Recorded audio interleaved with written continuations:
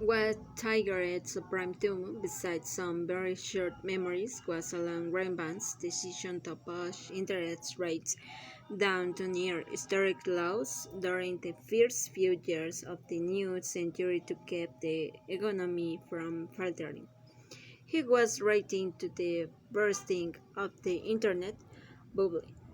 Low interest rates drove down mortgage rates, making home purchase more attractive while driving up investors' demand for yield. And despite the rampant lending abuse that characterized subprime one, the government continued to smile on the subprime phenomenon because of this its supposed benefit in helping more American buy homes.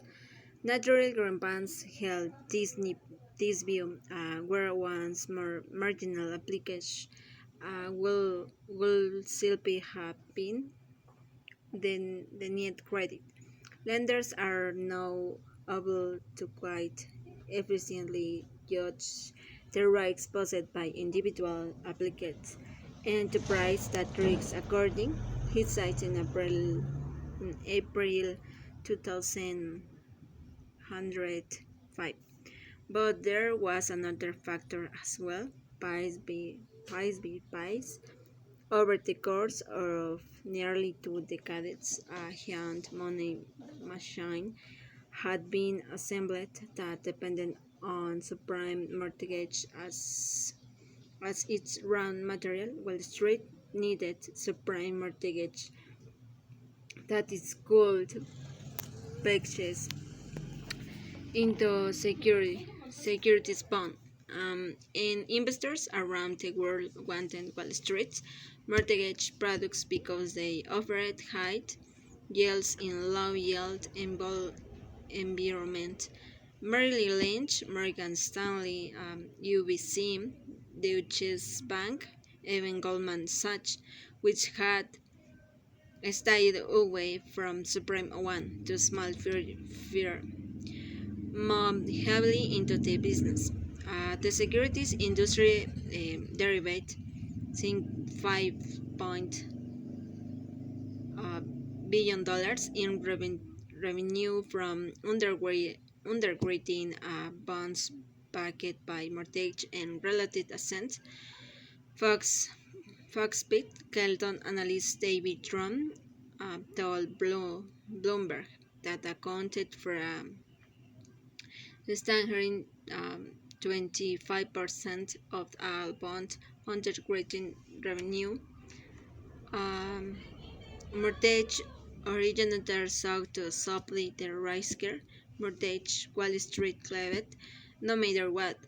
The fraud that took place during Supreme 1 palled in comparison to what happened during Supreme 2. Even brokers who qualified for a traditional mortgage might be pushed toward a high interest rate subprime product and non-traditional mortgage, meaning tools that were more lucrative for lenders than the whole 30-year fixed rate mortgage held by prime borrowers become a whole new category. Mortgage they were called, nor did every prime borrower need to be pushed as a prime to move it into bubbly territory. More and more people wanted to so-called affordability products, ones with low teaser rates that would quickly reset anew.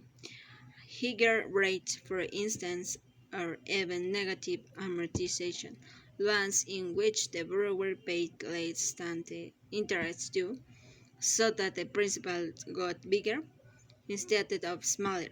Often borrowers use it to low teaser rate in the hopes of flipping their new home a higher price before the new rates kitchen in.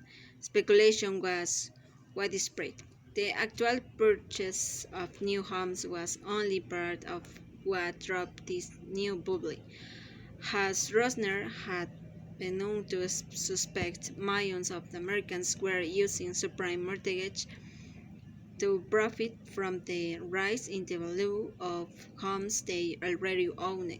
A big chunk of America's business, for instance, was something called cash out refinancing, meaning that borrowers refinanced their mortgage based on the increased value of their homes and pulled out the excess cash for spent